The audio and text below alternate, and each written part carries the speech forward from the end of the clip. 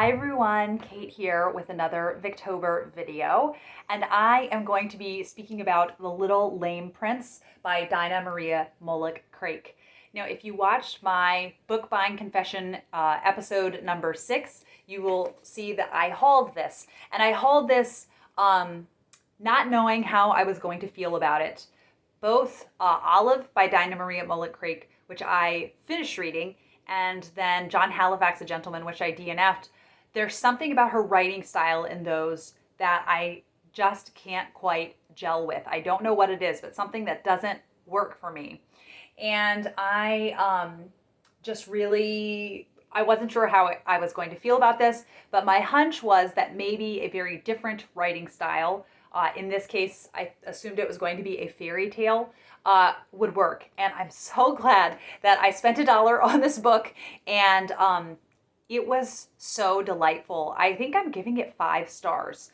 I think if you go in with the expectation of a fairy tale, the characterization is going to be really different. You know, you're not going to know characters in the same way that you would a domestic realism novel. So if you have the right expectations going in, and I'm really glad, I thought it would be like a fairy tale, and that's exactly how it felt to me.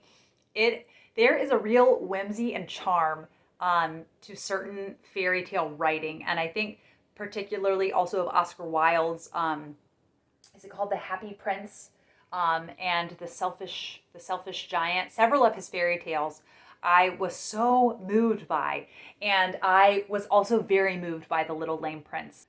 So it starts out with Prince Delord when he is born, and one day, tragically, his nurse drops him, and he is made lame. Now, his mother was Dolores, Queen Dolores, and so he is named Prince Delord. And then eventually there is some, political maneuverings and things, and so he is secreted away into this tower. And he lives by himself except for his nanny. Periodically, supplies of food and other materials that they might need are brought to the tower that he lives in. He does have a fairy godmother, but he does not meet her until he is older, and she brings him this little traveling cloak that you can see there. What's very interesting is he's very happy in his tower. He generally has nothing to displease him. He's supplied with books, which, you know, I'm going to think that is the key to a happy life, is having a constant supply of interesting books.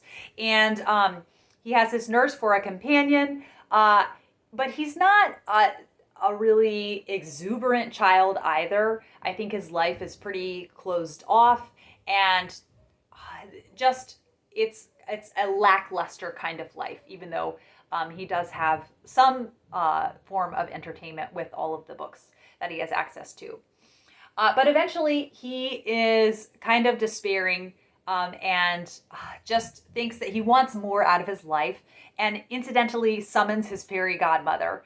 And so she shows up, and he is shocked. He's like, you know, what is this? I had no idea I had a fairy godmother. I want to find a picture for you, because the fairy godmother, well, these pictures were very, anachronistic. They're kind of Art Nouveau style. That's how I feel they are. So the fairy godmother shows up all of a sudden. There she is. And then I'll show you another picture of her hugging him. They give her a really unusual face. Why is it so blurry? Is it going to like it more there? Yeah, it likes it more there.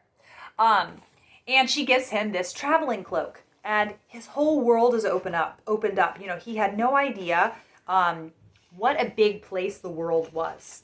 And so he travels around on the traveling cloak, and, you know, here he is by the ceiling. He's able to float around wherever he wants to, and so he can easily leave the tower because he just hops off in the traveling cloak.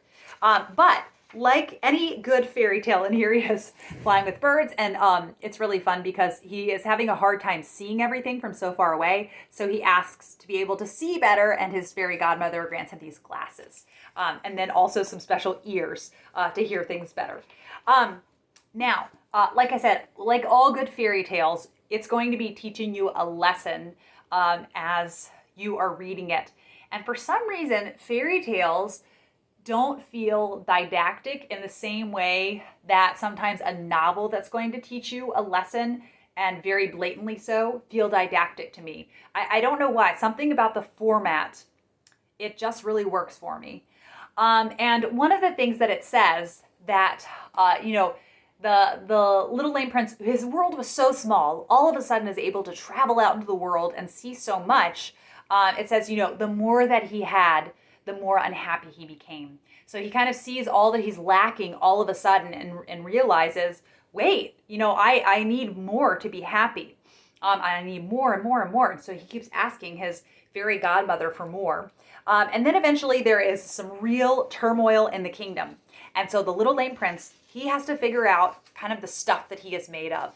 And I love that it says, this feeling, however, did not last long, for he was young and strong, and, I said before, by nature a very courageous boy.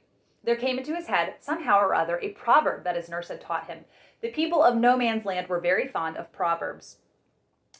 For every evil under the sun, there is a remedy or there's none. If there is one, try to find it. If there isn't, never mind it. So very much kind of this using hard circumstances in your life as an opportunity for personal growth. And then I love this one passage too, very shortly after that. It says, a very strange existence it was, those 5 lonely days. He never entirely forgot it. It threw him back upon himself and into himself in a way that all of us have to learn when we grow up and are the better for it. But it is somewhat hard learning. And so here he is, kind of with lots of different things for amusement, but he has some really important, hard decisions to make. And another thing that I really enjoyed about this is Dinah Craik. I feel like the way that she portrays disability in this is incredibly just moving, and a way to show that the Little Lame Prince, he does have this disability. It does not mean that he has poor character. It does not mean that he has less feelings and emotion than an able-bodied person. And I feel like it's a really balanced view of disability. And I know that Dinah Craik, both in Olive and John Halifax, a Gentleman, has really nuanced views of disability. She and Charlotte Mary Young are really, I think, wonderful examples of wonderful nuanced Victorian writing, including disability representation. So I didn't know going in, it's called The Little Lame Prince. That's not terminology we would use today. But it just was such an excellent little fairy tale. So I highly encourage you to read it. It is 137 pages. So it's very short. I was so charmed by it, and I will be reading it many more times. So I really fell in love with it. And I think this is one of those instances of finding the right book at the right time. And I wasn't in the mood to read much else. And so this just fell into my lap, found it surprisingly at a library book sale. And it's a really special little story. So then there's another book that's included, The Adventures of a Brownie. And that has, I think, 3 or 4 stories. And then there are some short stories. So I have added Prince Cherry, The Prince with the Nose, and there was one more before that, The Invisible Prince, all to my short story TBR jar. So we will see how it goes and what I think of the other short stories in this collection. So thank you as always for watching. I hope that you end up picking up The Little Lame Prince. It is on Project Gutenberg for free, and maybe some of your libraries carry it. This is a more well-known children's story from her. So let's bring it back, bring more awareness to it. And I do really like the themes in it of choosing to find ways to grow and become a person of strong character amidst arduous circumstances. So yes, thanks for watching, and I will be back with another video soon. Bye!